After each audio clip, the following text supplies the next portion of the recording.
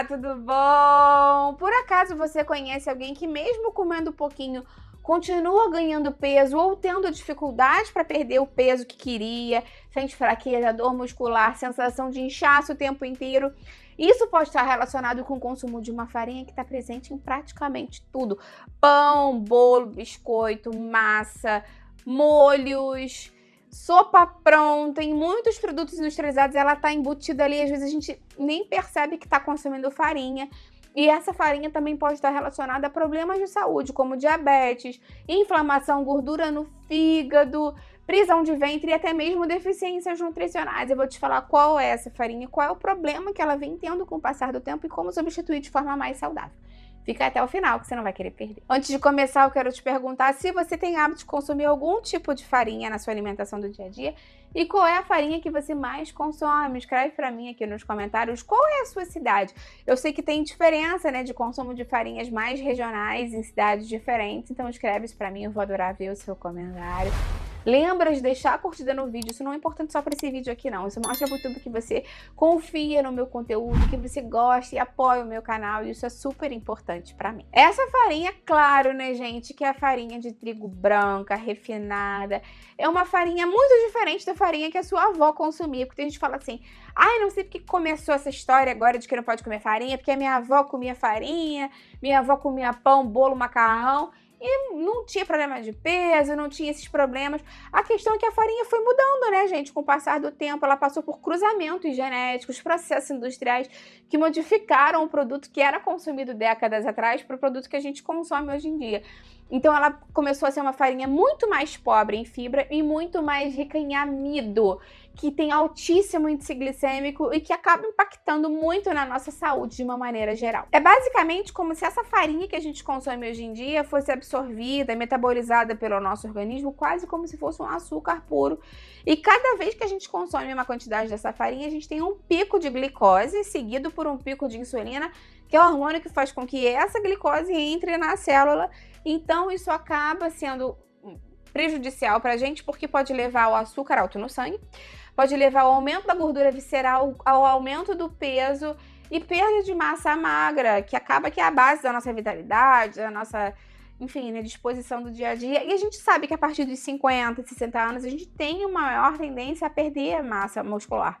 Então é importante que a gente consiga preservar essa massa muscular e preservar o nosso corpo de ganhar muito peso, principalmente nessa região aqui, ó, visceral, central, abdominal, porque esse peso acumulado aqui nessa região da nossa barriga visceral pode estar relacionado ao aumento do risco de diabetes tipo 2, gordura no fígado e outros problemas sérios metabólicos associados. Tem estudos, inclusive, que mostram que o consumo exagerado de farinha de trigo, pessoas que consomem alimentos, né, dietas muito ricas em farinha de trigo, podem aumentar em até 34% o risco de diabetes tipo 2. Então, não é brincadeira, gente, é um impacto muito grande.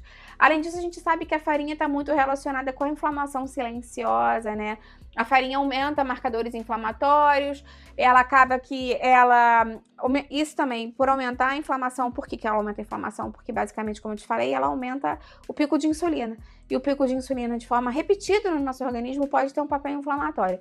Esse papel inflamatório pode prejudicar o envelhecimento da pele, quebra colágeno, pode prejudicar a rigidez das artérias e inflamação articular. Então, tem gente que fala assim, ai, eu tenho muita dor nas articulações, eu tenho dor nas costas, sinto dores o dia inteiro. Você vai ver a dieta da pessoa, uma dieta super rica em farinha branca, refinada, e às vezes a pessoa nem tá se ligando que isso tem um impacto direto na dor, nesses problemas articulares, na inflamação crônica de baixo grau dessa pessoa. Ainda tem outro ponto, que o consumo recorrente de grande quantidade dessa farinha branca pode modificar a nossa microbiota intestinal, ou seja, pode favorecer o crescimento de bactérias ruins no nosso intestino e diminuir a quantidade de bactérias boas, porque essas bactérias ruins adoram açúcar.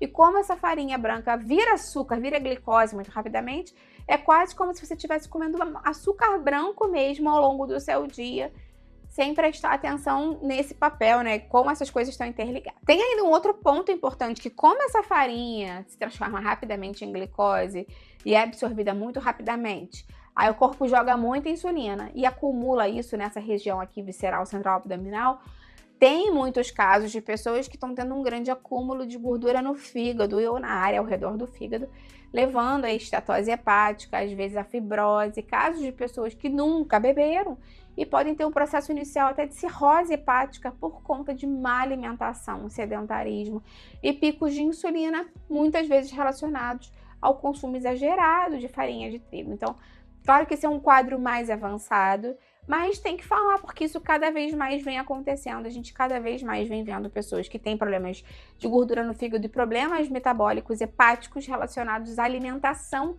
nem sempre a bebida alcoólica, que era o padrão mais comum antigamente. Também vale a pena ressaltar que a farinha de trigo refinada basicamente é caloria vazia, da mesma forma que o açúcar branco refinado é caloria vazia. Você não vai conseguir ali uma quantidade expressiva de micronutrientes, vitaminas, minerais, antioxidantes e fibras, que dirá numa farinha de trigo. Então, se existem outras farinhas e outros produtos que você poderia consumir, que não são só caloria, que poderiam nutrir o seu corpo, por que não fazer essas mudanças que são mais interessantes para a sua saúde? Boas opções para você fazer de substituição são substituir por farinhas com menor impacto glicêmico.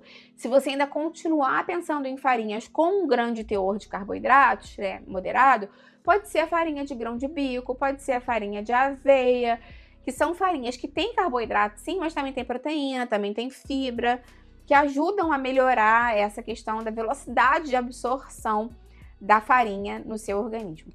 Se você quiser diminuir ainda mais a quantidade de carboidrato, você pode pensar nas farinhas oleaginosas, como amendoim moído, amêndoa moída, farinha de coco, farinha de chia, farinha de linhaça. Eu tenho aqui no canal muitos vídeos falando mais sobre como substituir a farinha de trigo e os impactos que isso dá de benefício na sua saúde, na inflamação, no controle do açúcar do sangue, no intestino e muito mais. Eu vou deixar esses vídeos aqui com dicas práticas de substituição e falando sobre outras farinhas do bem aqui embaixo na descrição para você. Me conta aqui embaixo nos comentários então se você sabia desse papel da farinha de trigo, que ela na verdade se comporta de fato como açúcar no nosso organismo, e o que você vai fazer a partir de hoje, como é que você vai mudar? Eu vou adorar ver o seu comentário. Lembra de deixar curtindo o vídeo, isso me ajuda muito, e compartilha esse vídeo aqui com quem precisa dessa informação e vai gostar. Vamos juntos ampliar essa corrente do bem, é isso que eu quero aqui no canal. Até a próxima, tchau, tchau!